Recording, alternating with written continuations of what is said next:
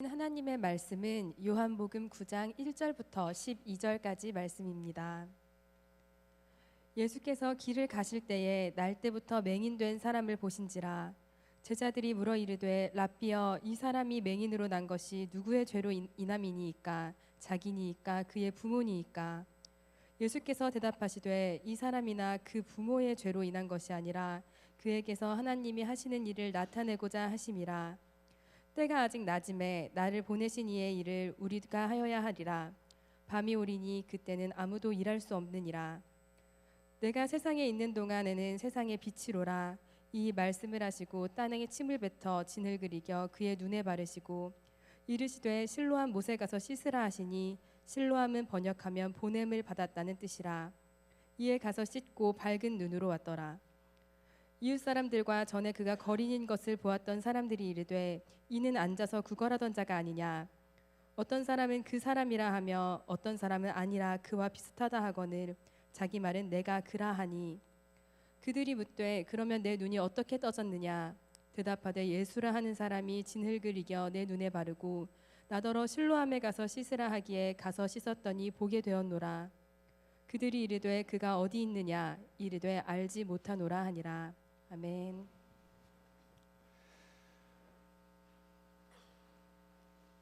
할렐루야. 8월 마지막 주일입니다. 참 뜨거웠던 여름이었죠. 네. 에어컨 없이는 살 수 없었고 밖에 나가기가 무서웠던 여름이었습니다. 하지만 어느덧 선선한 바람이 우리를 찾아왔습니다. 다음 주는 벌써 9월이에요. 시간은 또 금방 흘러서 크리스마스를 맞이할 것이고, 눈이 펄펄 오는 날에 맛있는 군 고구마를 후 불면서 먹겠죠. 그리고 저는 한 살 더 먹어서 37살이 될 것이고, 그 많은 91년생들 축하합니다. 저와 똑같은 30대가 될 것입니다. 축하드리고요. 여러분, 세월이 참 빨리 흘러갑니다. 이 빠른 시간의 흐름 속에 우리가 기억해야 할 말씀, 세월을 아끼십시오. 때가 악합니다. 그러므로 어리석은 자가 되지 말고 주님의 뜻이 무엇인지 깨달으십시오. 그렇습니다. 우리는 세월을 아껴야 합니다. 때가 악하기 때문입니다. 우리는 어리석은 자가 되지 말고 주님의 뜻이 무엇인지를 깨달아야 합니다. 그러면 어리석은 자가 아닌 지혜로운 자가 되어서 세월을 아끼기 위해서 어떻게 해야 할까요? 어제에 머물러 있지 말고 내일로 나아가야 합니다. 지난날의 후회와 상처와 아픔에 집중하지 말고 눈을 들어 하나님의 일하심을 바라봐야 합니다. 하나님께서 나에게 행하실 일을 기대하며 소망을 품어야 합니다. 그런 의미에서 오늘 말씀 굉장히 중요합니다. 오병이어의 기적, 가늠하다 붙잡힌 여인, 이 두 이야기도 너무나 유명한 말씀이지만 오늘 우리가 함께 읽은 요한복음 9장 말씀 굉장히 유명합니다. 예수님께서 길을 가실 때에 누구를 만났죠? 날 때부터 눈먼 사람을 만납니다. 이 눈먼 사람은 태어났을 때부터 앞이 안 보였어요. 어떤 사물과 색깔에 대한 지각이 전혀 없었죠. 하지만 예수님께서 눈먼 사람을 보셨습니다. 우리 1절 다시 한번 읽어볼까요? 시작. 예수께서 가시다가 나면서부터 눈먼 사람을 보셨다. 여러분, 눈먼 사람은 예수님을 볼 수 없었습니다. 하지만 예수님께서는 눈먼 사람을 먼저 보셨습니다. 이게 중요하죠. 여기서 보셨다는 헬라어 에이도의 과거형 에이덴인데 능동적인 동작을 뜻합니다. 그러니까 예수님께서 능동적으로 적극적으로 눈먼 사람을 보셨다라는 거죠. 이렇게 예수님께서는 언제나 그분의 길을 가시면서 부지런히 주위를 살피시는 분이십니다. 문제가 있는 사람, 아픔이 있는 사람, 병든 사람, 포기한 사람을 적극적으로 살펴보세요. 마찬가지입니다. 예수님께서 언제나 저를, 여러분들을 먼저 바라보십니다. 우리가 예수님을 보지 못하고 다른 곳을 바라보고 내 자신에게만 갇혀 있고 어둠 속에서 절망할 때에도 예수님께서는 저와 여러분들을 먼저 바라보셨다는 것을 기억하시기 바랍니다. 그렇게 예수님께서 우리를 주목하시고 바라보실 때에 하나님의 일이 시작된다는 것이죠. 예수님께서 눈먼 사람을 바라보시자 그 사람에게 놀라운 일이 일어난 것처럼요. 그럼 어떤 일이 일어났을까요? 우리 2절 읽어보겠습니다. 시작. 제자들이 예수께 선생님, 이 사람이 눈먼 사람으로 태어난 것이 누구의 죄 때문입니까? 이 사람의 죄입니까? 부모의 죄입니까? 하고 물었다. 자, 예수님과 똑같이 눈먼 사람을 바라본 제자들이 예수님께 질문합니다. 선생님, 이 사람이 눈먼 사람으로 태어난 것이 누구의 죄 때문입니까? 이 사람의 죄 때문입니까? 아니면 부모의 죄 때문입니까? 그러니까 제자들은 이 눈먼 사람이 눈이 멀게 된 원인을 묻고 있습니다. 왜?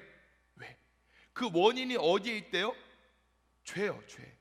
다시 말해, 눈먼 사람이 눈이 멀게 된 원인은 분명히 죄 때문이야. 그게 부모의 죄든 이 사람의 죄든 분명히 하나님께 죄를 지었기 때문에 눈이 멀었을 거야 라고 생각한 거죠. 그럼 제자들은 왜 그렇게 생각을 했을까요? 그 이유는 그때 당시 유대인들의 사회적인 통념 때문입니다. 당시 유대인들은 누구에게 병이 있거나 심한 고통이 있으면 죄를 지은 결과라고 생각했거든요. 뿐만 아니라 유대인들은 자식이 그 부모의 죄를 상속받는다고 생각했어요. 그래서 욥기의 주인공 욥이 모든 것을 다 잃고 자리에 털썩 주저앉아 고통스러워할 때 친구 엘리바스가 뭐라고 말합니까? 죄 없이 망한 자가 누구냐? 라고 말합니다. 이게 유대 문화의 일반적인 생각이라는 것이죠. 그래서 제자들도 예수님의 제자이긴 하지만 유대인이기 때문에 이런 생각했다는 것이죠. 하지만 예수님께서는 이들의 질문에 이렇게 대답하십니다. 3절 읽어보겠습니다. 시작. 이 사람이나 그의 부모가 지은 것이 아니다. 하나님께서 하시는 일을 그에게서 드러나게 하시려는 것이다. 자, 예수님께서 뭐라 대답하세요? 이 사람이나 그의 부모의 죄 때문이 아니야. 다만 이 사람을 통해서 하나님께서 하시는 일을 드러내게 하시려는 것이야 라고 말씀하세요. 여러분, 이 사람이 눈먼 이유, 하나님께서 하시는 일을 드러내기 위함이래요. 물론 모든 장애의 분들이 장애를 갖게 된 이유가 하나님의 영광을 드러내기 위함은 아니에요. 이 말씀을 가지고 보편적인 결론을 내려서는 안 되겠죠. 예수님의 대답은 요한복음 9장이라는 프레임 속에서 이해를 해야 합니다. 어찌되었든 1절부터 3절까지 말씀을 통해 우리가 깨달을 것은 무엇이냐? 사람들은 어떤 문제나 어려움, 고통이 생기면 그 원인을 파악하려고 합니다. 특히 믿음을 가진 사람들 중에는 유대인들과 같이 하나님께 죄를 지어서 이런 일이 생기는 거야, 뭔가 잘못해서 그래 라고 판단하죠. 저도 그랬어요. 어떤 어려움이 생기면 내가 죄를 지어서 그래, 내가 하나님께 뭔가 잘못해서 그래 라고 생각했습니다.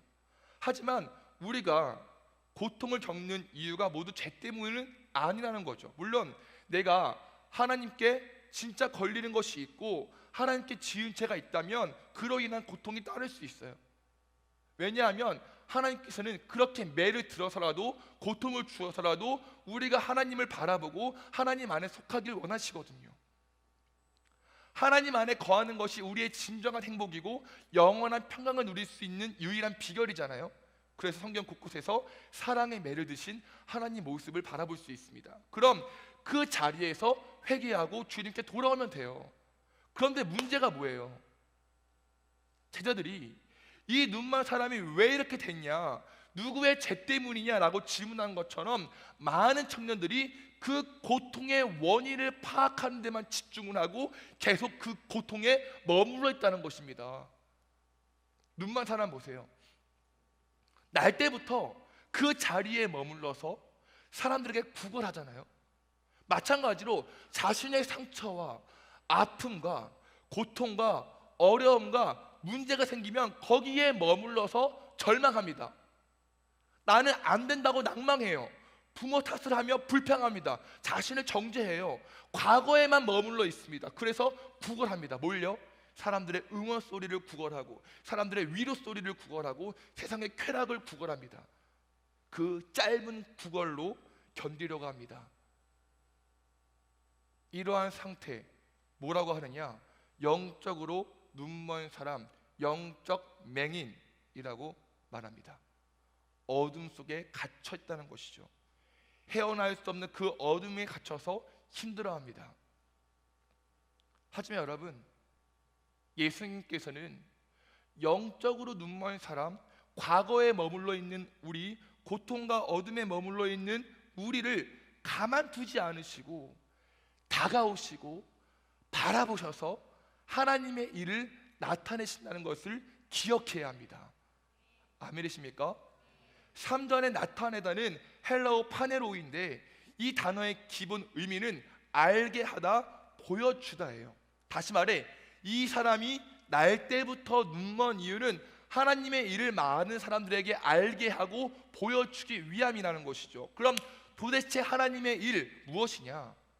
예수님께 도대체 이 눈먼 사람을 통하여 어떠한 하나님의 일을 보여주시고자 했을까요? 그 하나님의 일, 예수님께서 직접 보여주십니다. 6절부터 7절 읽어보겠습니다. 시작. 예수께서 이 말씀을 하신 다음에 땅에 침을 뱉어서 그것으로 진흙을 개어 그의 눈에 바르시고 그에게 실로암 못으로 가서 씻으라고 말씀하셨다. 실로암을 번역하면 보냄을 받았다는 뜻이다. 눈먼 사람이 가서 씻고 눈이 밝아져서 돌아갔다. 아멘. 예수님께서 땅에 침을 뱉으시고 그것으로 진흙을 만드시고 눈먼 사람의 눈에 바르세요. 그런데 여러분, 뭔가 이상하지 않나요? 이상해야 돼요. 이상해 주세요. 예수님께서는 그냥 말씀만 하셔도 눈을 뜨게 하실 수 있으시잖아요. 그런데 그렇게 하지 않으시고 왜 굳이 땅에 침을 뱉으시고 진흙을 그의 눈에 바르시는 그런 귀찮은 퍼포먼스를 보여주셨을까요? 이 퍼포먼스와 하나님의 일, 어떤 상관이 있을까요?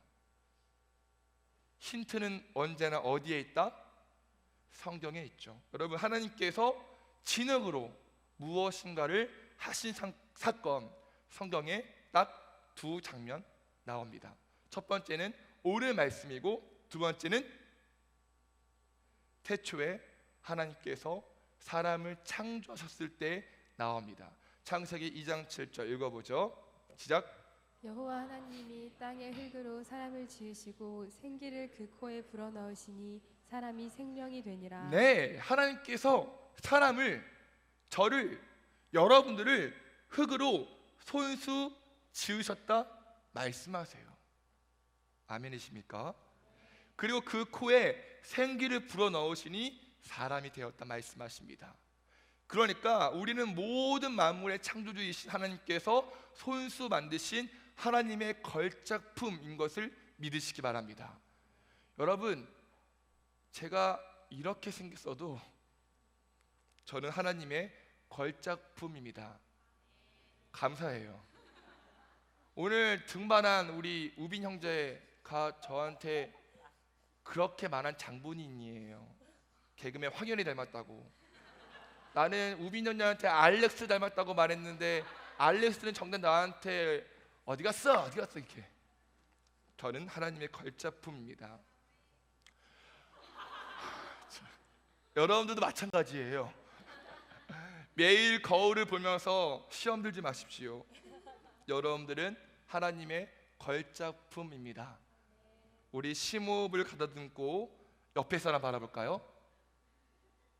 옆에 사람 바라보시고 인사합시다. 당신은 하나님의 걸작품이에요. 심호흡을 가다듬고. 그럼 오늘 이 말씀 속에서 알 수 있는 하나님의 일은 무엇이냐? 우리가 원래 지음받았던 그 모습대로 회복시키는 일이라는 거죠. 그걸 누가 하신다고요? 시간을 뚫고 인간의 몸을 입고 오신 하나님, 즉 예수님께서 그 일을 하신다는 겁니다. 그러니까 눈만 사람의 눈에 진흙을 바르시는 퍼포먼스는 이 땅의 구원자로 오신 예수님께서 죄로 인해 어둠 가운데 있는 우리들을 다시 창조하시고 원래의 모습대로 회복시킨다는 것을 알려주는 사건임을 믿으시기 바랍니다. 그럼 이 말씀이 나와 무슨 상관이 있느냐? 예수님께서는 과거와 고통과 어둠에 머물러 있던 나를 바라보시고 세상의 것들을 구걸하던 나를 바라보시고 불쌍히 여기시는 분이신데, 그 예수님께서 나의 상처와 과거와 아픔 가운데 진흙을 이겨 바르셔서 고쳐주시고 싸매어주시고 낫게 하시고 회복시키심으로써 전혀 새로운 피조물이 되게 하시는 나의 구원자임을 알라는 거죠. 한마디로 더 이상 영적인 맹인에 머물러 있지 마. 그렇게 살지 마. 더 이상 과거에서 살지 마. 더 이상 너의 상처와 아픔에 머물러 있지 마. 나를 봐. 나를 만나면, 내 안에 있으면 새로운 피조물이 돼. 나를 만나면, 내 안에 있으면 이전 것은 지나가 새 것이 돼 라고 하는 예수님의 간절한 외침이 이 말씀 안에 담겨 있다는 것입니다. 그 외침 듣는 저와 여러분 되시길 간절히 축원합니다.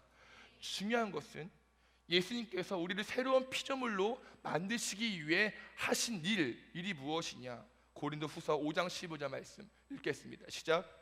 그리스도께서 모든 사람을 대신하여 죽으신 것은 살아있는 사람들이 이제부터는 자기들 스스로를 위하여 살지 않고 자기들을 대신하여 죽으셨다가 살아나신 그를 위하여 살게 하려는 것입니다. 아멘.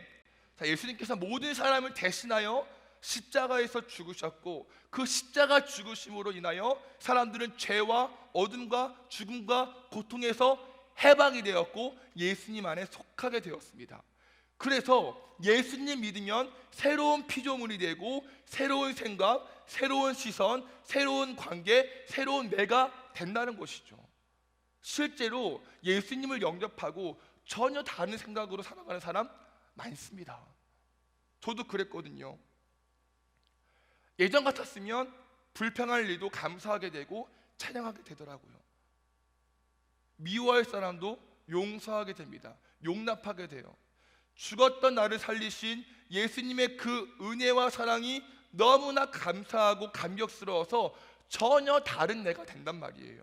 강하고 담대하게 되고 낙마하거나 절망하지 않아요. 쉽게 상처 안 받고 쉽게 넘어지지 않습니다. 더 놀라운 것은 내가 그동안 겪었던 슬픔과 고통과 상처도 도리어 잘 다듬어 주셔서 그 상처와 아픔을 값진 보물로 만들어 주십니다. 제가 예전에 말했잖아요. 저도 진짜 상처와 아픔에 머물렀던 사람입니다. 우울증, 대인 기피증, 자학, 정말 어둠의 끝을 달리며 살았던 사람이에요. 눈만 뜨면 죽고 싶다라고 말했습니다. 그런데 예수님께서 하신 한마디, 내가 너를 위해 죽었는데 넌 내 피값 주고 산 내 자녀인데 왜 너는 네 자신을 함부로 대하니? 넌 나의 존귀한 아들이야. 이렇게 말씀하시고 나를 안아주셨단 말이에요. 그 뒤에 참 신기하게도 나와 동일한 상처와 아픔을 겪는 사람들을 저에게 보내주셔서 그들을 다시 일어날 수 있게 하는 힘과 지혜를 주셨습니다. 저의 깊은 상처가 도리어 값진 보물이 된 거죠. 여러분, 이게 바로 하나님께 지음받았던 인간의 원래 모습입니다. 미움, 다툼, 시기, 질투의 마음이 눈 녹듯이 사라지고 기쁨과 감사와 찬양이 끊이지 않게 되고 상처가 보물이 되는 모습이요. 따라서 이 요한복음 9장에서 예수님께서 눈만 사람을 뜨게 한 사건은 단순히 예수님의 표정만을 보여주는 사건이 아니라 예수님의 십자가 죽으심과 부활을 예표하는 사건임을 믿으시기 바랍니다. 이게 바로 하나님의 일입니다. 그런데 하나님의 일은 여기서 멈추지 않는다는 것이 더 중요해요. 자, 8절부터 9절 말씀이 하나님의 일 두 번째인데 함께 읽어보겠습니다. 시작. 이웃 사람들과 그가 전에 거지였던 것을 보아온 사람들은 이 사람은 앉아서 구걸하던 사람이 아니냐 하고 말하였다. 다른 사람들 가운데는 이 사람이 그 사람이다 하고 말하는 사람도 더러 있었고 또 더러는 그가 아니라 그와 비슷한 사람이다 하고 말하기도 하였다. 그런데 눈을 뜬 그 사람은 내가 바로 그 사람이요 하고 말하였다. 자, 눈먼 사람이 눈을 뜨게 되었어요. 자신의 마을로 돌아갔죠. 그러자 이웃 사람들과 그 사람들과 그가 전에 거지였던 것을 보아온 사람들이 뭐라고 말해요? 아니, 저 사람은 앉아서 구걸하던 자가 아니요. 연기 잘하죠. 그랬더니 어떤 사람은 맞아, 그 사람이야 라고 말하고, 어떤 사람은 아니야, 그럴 리가 없어 라고 말한단 말이에요. 그러니까 제대로 알아보지 못할 만큼 눈만 사람이 눈 뜬 사건은 정말 그 마을에서 핫 이슈가 된 거죠. 그러자 눈만 사람이 이웃 사람들 앞에서 뭐라고 말합니까? 내가 바로 그 사람이요 라고 말합니다. 여러분, 예수 믿는다는 것은 무엇이냐? 변화입니다. 물론 그 변화의 속도가 중요한 것은 아니지만 내 인생이, 내 생각이, 내 시선이, 내 마음이, 내 말이 예수님 믿기 전과 믿은 후가 다르지 않다면 그 믿음 점검해야 합니다. 모태신앙이라 믿기 전과 믿은 후가 없다? 저도 모태신앙이에요. 그런데 예수님 믿기 전과 믿은 후가 같을 수가 없어요. 내 주변에 수많은 모태신앙 출신들이 있는데 예수님 제대로 믿기 전과 믿은 후는 완전히 다릅니다. 왜냐? 예수님 믿으면 눈이 떠지거든요. 더 이상 영적 맹인으로 살지 않게 되고 새로운 세상이 열리거든요. 새로운 사랑, 새로운 감사, 새로운 감격, 새로운 능력, 새로운 지혜, 새로운 말이 열립니다. 경험하신 분 아멘. 바로 그때 사람들이 우리에게 묻습니다. 10절. 그러면 어떻게 눈을 뜨게 되었느냐? 그때 우리는 당당하게 말합니다. 내가 달라진 이유는 예수님 때문입니다. 예수님 때문에 보게 되었습니다 라고 당당하게 말할 수 있어야 한다는 것이죠. 바로 그때 사람들이 우리에게 물을 것입니다. 12절. 그 사람이 어디에 있느냐? 여러분, 질문의 내용이 네가 어떻게, how, 눈을 뜨게 되었어에서 그 사람이 어디에, where로 바뀌었습니다. 무슨 말이냐? 우리의 변화된 모습을 통하여 사람들이 달라진 이유를 묻는 것으로 끝나지 않고 네가 믿는 그 예수님 어디에 있느냐? 나도 믿어보고 싶다, 나도 만나고 싶다 라고까지 이끌어야 한다는 것이죠. 따라서 예수 그리스도의 십자가 사건으로 인해 내가 새로운 피조물이 되는 것이 하나님의 일의 시작이라면 새로운 피조물이 된 나를 통하여 믿지 않는 사람들, 아직도 영적인 맹인인 사람들이 예수님을 알게 되고 보게 되고 믿게 되는 것이 하나님의 일의 결론이라는 것입니다. 그래서 우리를 뭐라고 부르느냐? 보내심을 받은 자라고 부릅니다. 너무나 기가 막힌 것은 실로함의 뜻이 뭐라고요? 7절. 보냄을 받았다. 실로함을 번역하면 보냄을 받았다랍니다. 자, 여러분, 눈만 사람의 눈에 진흙을 바르고 실로암 연못에 가서 씻었더니 눈이 밝아졌습니다. 그리고 돌아갔더니 이웃 사람들이 그를 보고 예수라는 사람이 어디에 있느냐라고 관심을 보이게 되었습니다. 따라서 눈먼 사람은 예수님께 보냄 받은 자라는 거죠. 마찬가지입니다. 우리는 예수님께 보냄 받은 사람들입니다. 믿으십니까? 요한복음 20장 21절. 아버지께서 나를 보내신 것 같이 나도 너희를 보내노라. 할렐루야. 세상은 우리를 등급으로 따지고 점수로 따지고 외모로 따지고 돈의 액수로 따지지만 하나님께서는 우리를 하나님의 걸작품이라 말씀하시고 창조된 모습으로 회복시키사 다시 세상에 보내십니다. 그리고 영원히 무너지지 않는 그 하나님 나라를 세우라고 말씀하십니다. 하지만 그냥 보내시지 않으세요. 영원히 우리와 함께 하시고 온갖 좋은 선물들, 신령한 은사를 주십니다. 더 감사한 것은 이렇게 부르심과 보내심을 받은 거룩한 자들의 모임, 즉 교회 공동체를 통하여 함께 하나님의 일을 이루어 가게 하셨음을 믿으시기 바랍니다. 그렇다면 나의 영적인 눈이 밝아지는 하나님의 일, 나를 통해 예수 그리스도가 증거되는 하나님의 일이 이루어지기 위해선 내가 해야 할 일은 무엇일까요? 두 글자, 순종입니다. 순종. 하기 싫은 순종. 예수님께서 눈먼 사람에게 실로암 못으로 가서 씻으라고 했을 때에 주저하거나 고뇌하거나 불평하는 모습이 없었습니다. 즉각적인 순종을 했죠.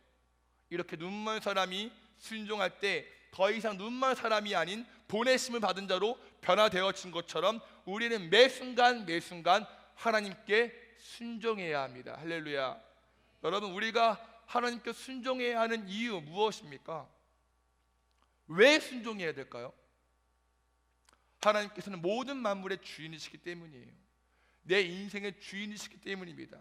오늘 말씀에서는 읽지 않았지만 바리새인들이 예수님께 화를 냅니다. 왜냐하면 사람들이 눈뜬 맹인을 바리새인에게 데려가서 자초지종을 이야기했는데 예수님께서 진흙을 이기신 것을 바리새인들이 들었거든요. 그런데 그 날이 마침 언제래요? 안식일이었습니다. 원래 안식일에는 일을 하면 안 돼요. 바리새인들에게는 이 반죽하는 것도 일입니다. 그러니까 진흙을 이긴 것도 일하는 것으로 포함시킵니다. 따라서 바리새인들은 예수님께서 안식일을 어겼다고 생각하는 것이죠. 하지만 예수님께서는 도리어 안식일에 일을 하심으로써 안식일의 주일은 바로 예수님 자신임을 선포하는 거예요. 그 안식일에 진흙을 이기셨을 뿐만 아니라 눈을 뜨게 하심으로써 난 너를 창조한 하나님이야, 난 너의 눈을 뜨게 할 수도 있고 멀게 할 수도 있어 라는 것을 알려주시는 것입니다. 한마디로 우리가 하나님께 순종해야 하는 이유, 하나님께서 모든 만물과 나를 창조하신 창조주이고 나를 구원하신 구원자이기 때문입니다. 그러니까 우리 억지로 순종하지 맙시다. 순종 한번 해드릴게요 하지 맙시다. 저번에 했으니까 이번에 안 할게요 하지 맙시다. 매 순간 하나님 말씀에 순종하여 하나님의 일에 동참하는 우리 젊은이 교회 되기를 간절히 축원합니다. 말씀을 정리합니다.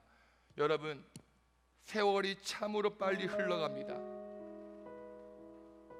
때가 악합니다. 4절 말씀처럼 아무도 일할 수 없는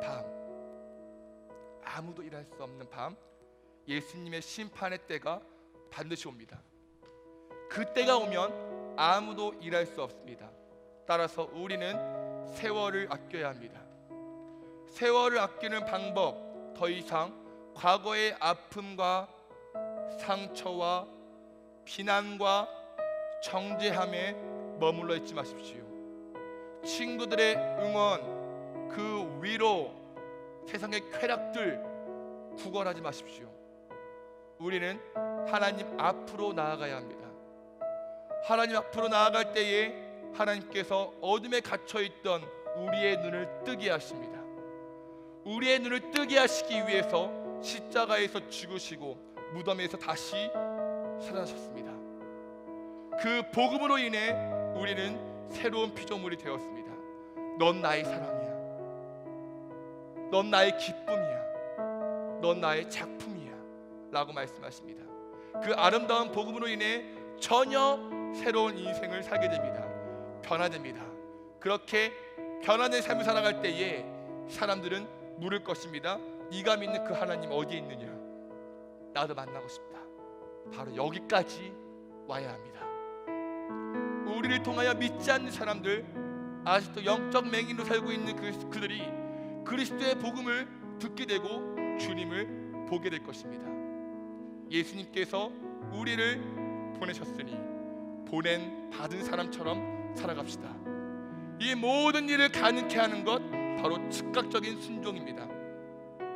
나의 참 주인이신 하나님, 나의 눈을 뜨게 하시고 멀게도 하시는 나의 창조주 하나님께 순종하여 영적인 눈이 떠지고 보냄받은 사람처럼 살아가는 저와 여러분 되시기를 간절히 축원합니다. 오늘 이 말씀 기억하며 자리에 일어나서 함께 찬양하시겠습니다.